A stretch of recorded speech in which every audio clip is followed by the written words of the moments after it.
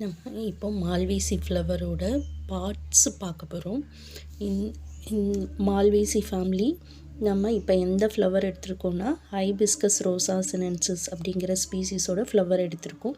இதோட கிளாசிஃபிகேஷன் பார்த்தோம் அப்படின்னும் ஃபஸ்ட்டு டிவிஷன் வந்து ஆஞ்சியோஸ்பர்மே, கிளாஸ் வந்து டைகாட்டிலிடனே, ஃபேமிலி மால்வேசி அண்ட் ஜீனஸ்னு பார்த்தோம் ஹைபிஸ்கஸ்.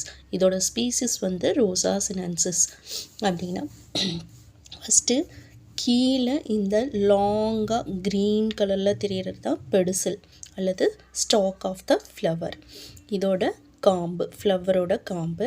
அடுத்து குட்டியாக அங்கே சின்னதாக இருக்கும் க்ரீன் கலரில், அதை நம்ம எப்பிகாலிக்ஸ் அப்படின்னு சொல்லுவோம்.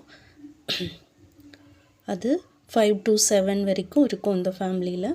அடுத்தது கேலிக்ஸு.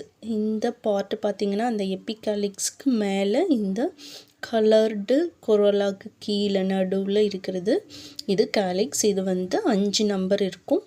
இது ஃப்யூஸ் ஆகிருக்கு, அது வந்து கேலிக்ஸ். அடுத்தது இந்த கலர்டு அந்த 5 பெட்டல்ஸு சேர்ந்தது இந்த ரவுண்டை நம்ம என்ன சொல்லுவோம், கரோலான்னு சொல்லுவோம். இது பெட்டல்ஸ்.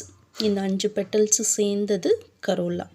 அடுத்தது இந்த ஆண்ட்ரீஷியம் வந்துட்டு இதில் நியூமரஸ் ஸ்டேமன்ஸ் இருக்கும். இந்த நியூமரஸ் ஸ்டேமன்ஸ் எல்லாமே ஒன்றா இணைஞ்சு இந்த டியூப்பை உருவாக்குது. அதை நம்ம மோனோடல்ஃபஸ் ஸ்டேமன்ஸ் அப்படின்னு சொல்கிறோம் இந்த கண்டிஷனை.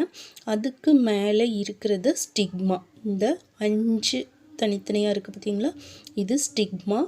இந்த ஆண்ட்ரீஷியத்தை டிசெக்ட் பண்ணிவிட்டு உள்ளே பார்த்தோம் அப்படின்னா இந்த இது அந்த ஸ்டிக்மாவோட நீண்ட காம்பு இருக்கும். அடுத்தது இதை டிசெக்ட் பண்ணிவிட்டு பார்த்தோன்னா இதுக்குள்ளே ஓவரி இருக்கும்.